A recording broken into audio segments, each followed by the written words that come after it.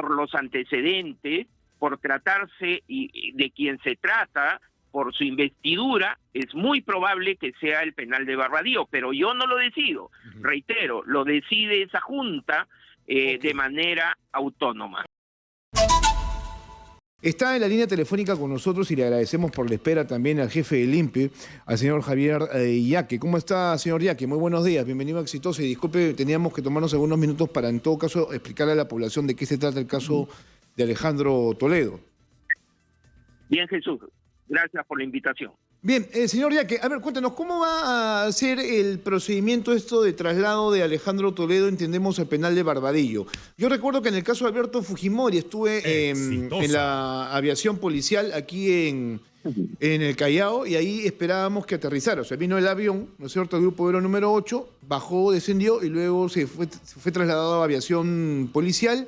Ahí se le subió un helicóptero con destino a Las Palmas en Surco y de ahí se le bajó y se le trasladó a Barbadillo. Estoy hablando de Alberto Fujimori. En el caso de Alejandro Toledo, ¿también pasaría lo mismo o ustedes tienen otras características, otro plan que ya se ha establecido, en principio, para su traslado? A ver, el traslado de un privado de libertad no está a manos del INPE, sino de la Policía Nacional. Ese operativo que acaba de comentarnos será la policía la que disponga según el penal que corresponda. Lo que hemos señalado es que cuando el extraditado Alejandro Toledo sea puesto a disposición del INPE por el Poder Judicial, que es el que ordena el internamiento, el INPE lo que va a hacer es registrarlo en el sistema, ingresar todos sus datos en el sistema y luego pasa a una junta de clasificación integrada por 3 profesionales.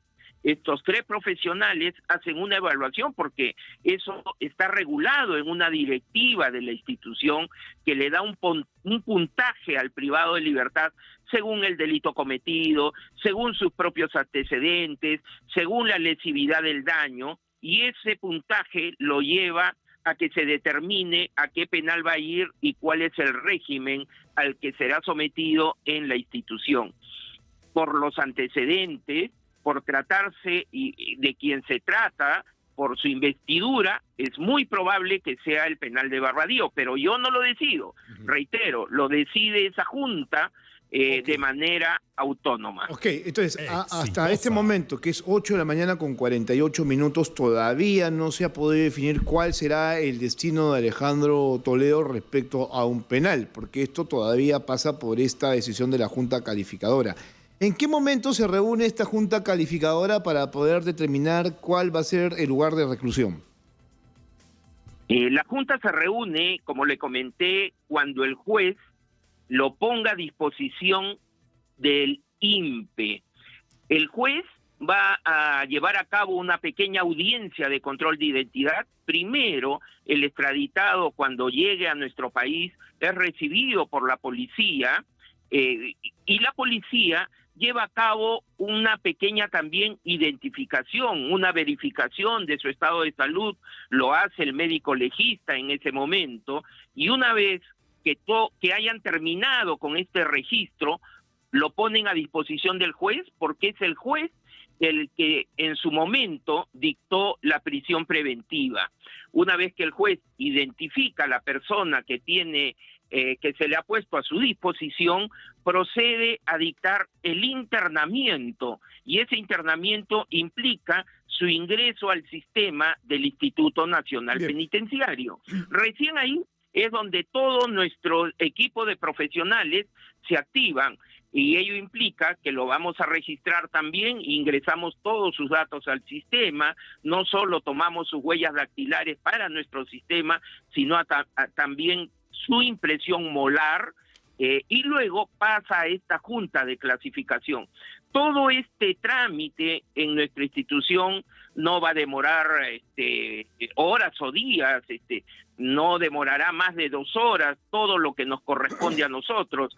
Así que una vez que pise suelo peruano, la decisión del penal que le corresponda va a ser, en términos generales, bastante inmediata, no creo que demore más de 4 o 6 horas. Bueno, pero tampoco sería tan complejo. Sabemos que el penal de Barbadillo tiene esa connotación, ¿no es cierto?, de recibir a ex presidentes. En algún momento hubo ciertas quejas, ¿no es cierto?, de que ese no debería ser el lugar para tener a estas personas y se buscaba su cambio. En el caso, por ejemplo, el señor que fue premier, Aníbal Torres, ¿no? Este sujeto.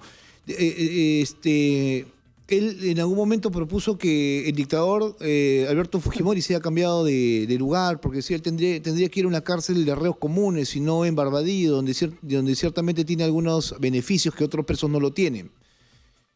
A ver, el penal de Barbadillo es un penal para presos comunes, no es la excepción.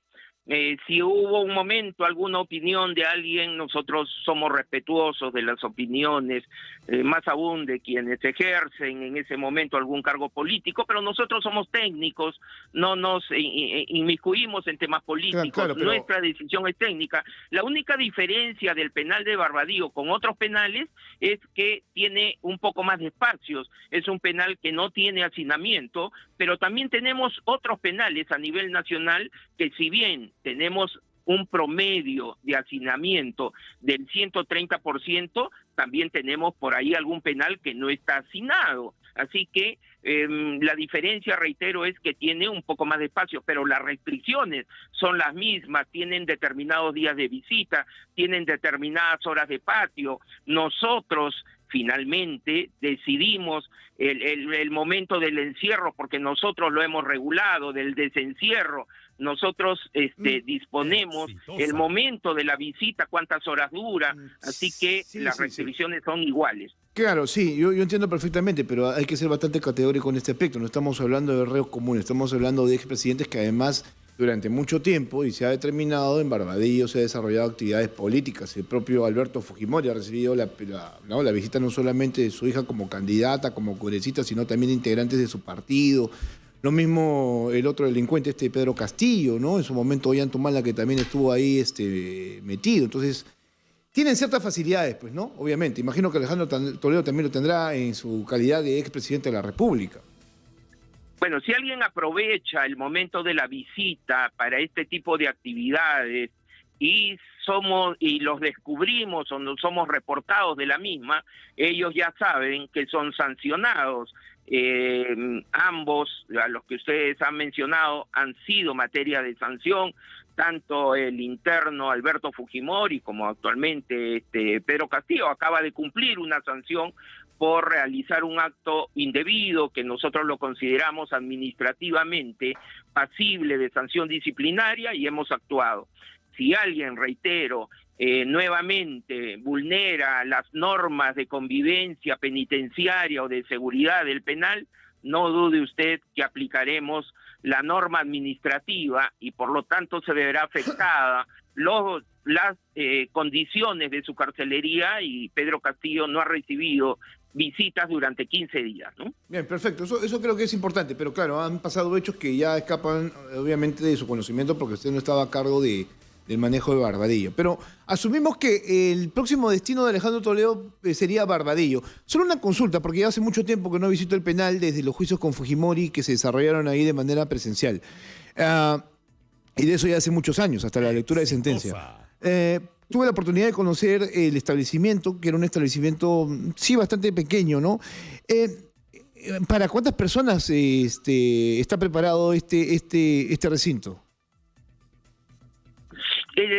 Así como todo nuestro sistema, que a pesar que tenemos hacinamiento, si se dispone el ingreso de un privado de libertad más, siempre lo vamos a recibir iguales en el penal de Barbadillo. Se especulaba mucho que solo habían 2 espacios, acreditaremos que no es así. ¿Cuántos hay? Y ahora tendremos un tercer espacio, pero el penal de Barbadillo no es la excepción en el sistema. Siempre este penal tendrá espacio para uno más, si así se dispusiera el ingreso de un privado de libertad. Claro, a ver, falta Ollanta, por ahí Vizcarra, Dina, no lo sé, posiblemente. Yo creo que vamos a tener que construir un segundo piso en el penal de Barbadillo, señor Yaque, pero esa es una opinión particular. Si hay un argumento en general de todos los que están presos ahí, es el tema de la salud. Alejandro Toledo también ha esgrimido lo mismo. Se le garantiza esa posibilidad de tener sus controles, sus salidas, así como lo hace Fujimori en determinado momento. Sí, cuando un privado de libertad ingresa al sistema, automáticamente es enlazado al SIS, al sistema que tiene de salud el MINSA.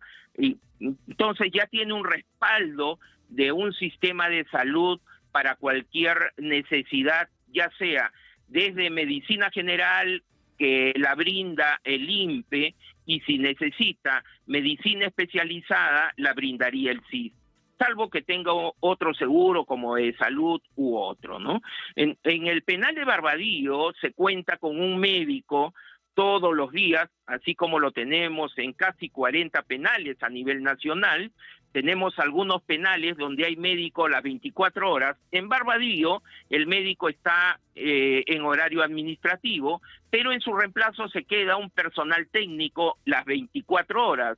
Entonces, si ellos necesitan del auxilio de un profesional médico, lo tienen ahí durante el día, y si necesitan el auxilio de un técnico en medicina, también lo tienen las 24 horas.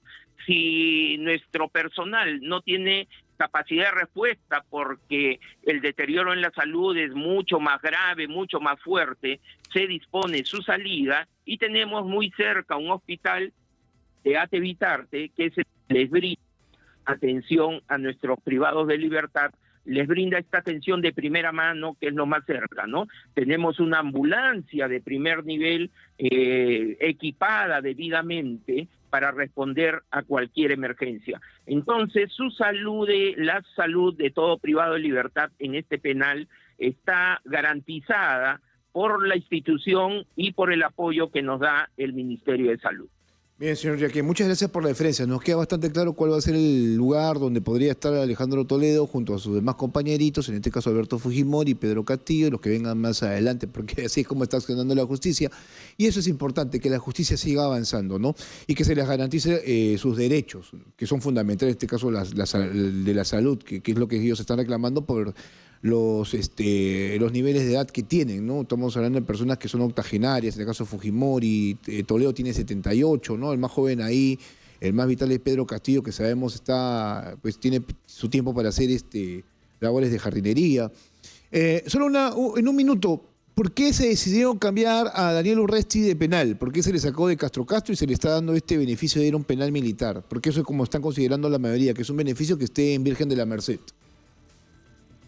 Bueno, es un penal que no tiene hacinamiento, pero igual tiene las restricciones que tiene cualquier otro penal. Ellos tienen visita solo sábados y domingos, el encierro y el desencierro lo dispone el INPE, y el INPE decide todas sus actividades internas. Pero, a ver, ¿por qué se le trasladó? Porque el INPE tiene un penal para exmilitares, personas que han cometido delito cuando han pertenecido a las Fuerzas Armadas, ya sea Ejército, la FAP o la Marina, y él presentó un informe en el cual primero solicita su traslado por razones de seguridad.